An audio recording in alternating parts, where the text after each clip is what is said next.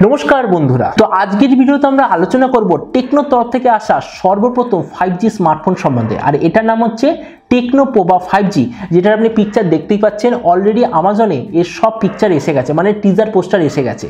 तो এই ভিডিওতে আমরা দেখব এই যে টেকনো পোভা 5G বলে যে স্মার্টফোনটা আসতে চলেছে এটার ডিজাইন কি হবে, স্পেসিফিকেশন কি হবে, কবে লঞ্চ হবে আর কি দামে লঞ্চ হবে, এই সব কিছু সম্বন্ধে ভিডিওতে আমরা আলোচনা করব।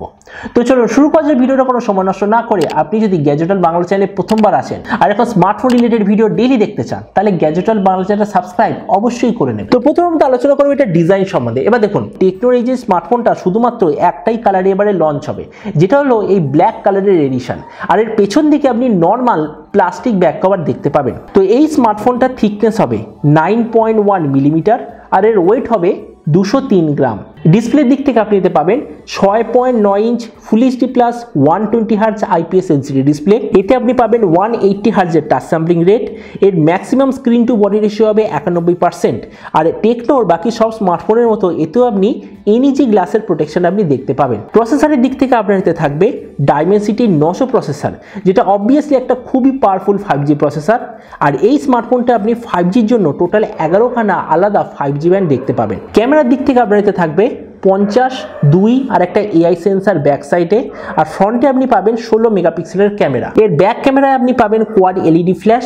এর ফ্রন্ট ক্যামেরায় আপনি পাবেন ডুয়েল এলইডি ফ্ল্যাশ। এই যে স্মার্টফোনটা বলা হচ্ছে যে শুধুমাত্র একটাই ভেরিয়েন্টে লঞ্চ হবে, যেটা হচ্ছে 8GB র্যাম 128GB মেমোরি। এর র্যামের কোয়ালিটিটা হবে LPDDR5 আর এর মেমোরি কোয়ালিটিটা হবে UFS 3.1। আর তার সঙ্গে আপনি অবশ্যই ভাবে 2+1 কার্ড স্লট দেখতে পাবেন। আর আধুনিক কালের বাকি সব স্মার্টফোনের মতো এতেও আপনি ভার্চুয়াল র্যামের অপশন দেখতে পাবেন।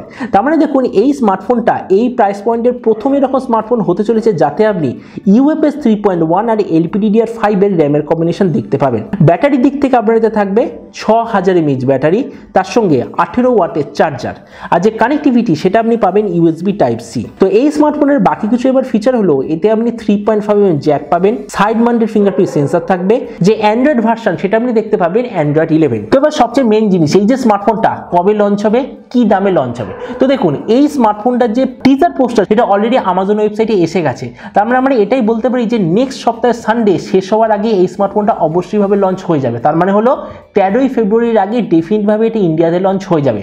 তো এটার প্রাইস তো আমার সোর্সের তরফ থেকে আমি এরকম ইনফরমেশন পেয়েছি যে এই যে টেকনো পোভা 5G বলে যে স্মার্টফোনটা আসতে চলেছে এটা ইন্ডিয়ায় লঞ্চ হবে ওই 18 থেকে 20,000 টাকার মধ্যে। তো এবার সব ভিডিওর মধ্যে এই ভিডিও লাস্টে আমি আপনাকে জানাবো এই যে টেকনো পোভা 5G যে আসতে চলেছে আপনার কি নেওয়া উচিত নাকি স্কিপ করা উচিত। এবার দেখুন আমরা যদি এটা ডিসপ্লে সম্বন্ধে বলি, এই প্রাইস পয়েন্টে অনেক কোম্পানি আপনাকে 120 হার্জ অ্যামোলেড ডিসপ্লে প্রোভাইড করছে, কিন্তু সেই জায়গাতে টেকনো আপনাকে জাস্ট আইপিএস এলসিডি ডিসপ্লে 120 হার্জে প্রোভাইড করছে। তার মানে ডিসপ্লের দিক থেকে স্লাইট একটু কম। প্রসেসর মানে পারফরমেন্স এই প্রাইস পয়েন্টের কোনো কোম্পানি আপনাকে ডাইমেনসিটি 900 মতো এত পাওয়ারফুল প্রসেসর, তার সঙ্গে LPDDR5 এর র্যাম আর UFS 3.1 এর স্টোরেজ, এই তিনটের কম্বিনেশন আপনাকে কোনো কোম্পানি প্রোভাইড করছে না।